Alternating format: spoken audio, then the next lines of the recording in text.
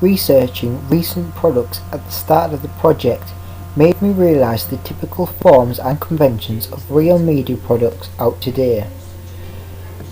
30 Days of Night is a typical horror film which I chose to briefly analyse.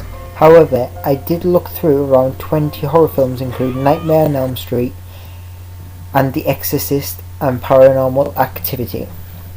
Analysing these trailers both physically and mentally, I found the typical conventions were gentle diegetic and or non-diegetic sound to start off with, equilibrium.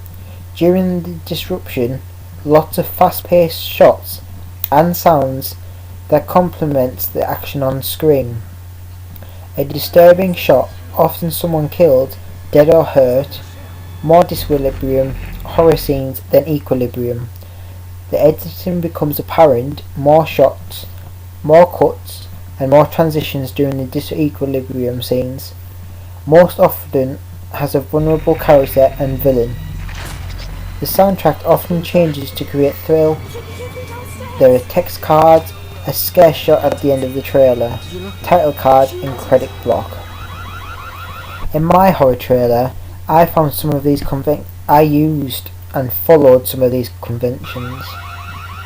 One soundtrack that is gentle and eerie to start off with, then turns into heavy bass.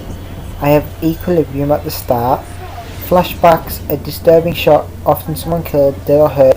During the disruption, lots of fast-paced shots and sound that complements the action on screen. The editing becomes more apparent with more shots, more cuts, and more transitions during the disequilibrium scenes. Text cards fade to black to create suspense, title cards, credit block, and a scare shot at the end of the trailer. I decided not to challenge the conventions of a typical horror trailer by having a young, vulnerable female as the victim. This is not a challenging convention because stereotypically it is a fragile female who is the victim.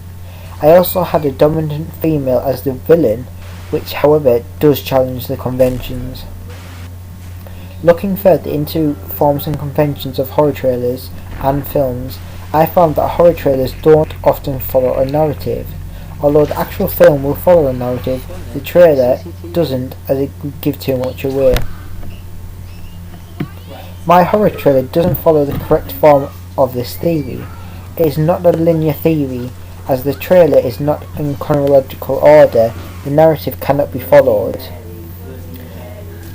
The narrative structure states that the narrative of a film should go state of equilibrium, a disruption, a recognition, an attempt to repair the disruption, a return to equilibrium, and a new equilibrium. My horror trailer follows equilibrium, disruption, equilibrium, disruption, recognition, disruption, equilibrium, disruption. I've used elements of this theory, but there will not be any links to new equilibrium as we need to keep the audience guessing on what is about to happen. Following traditional generic conventions of horror trailer, I looked into styles of genres. Genre consists of patterned style structures which transcend individual films and which supervise both their construction by the filmmaker and their reading by an audience. Also, I looked into how it attracts the audience. Genre is constructed by specific systems of expectations and hypothesis which spectators bring with them to the cinema and which interact with the films themselves during the course of the viewing process.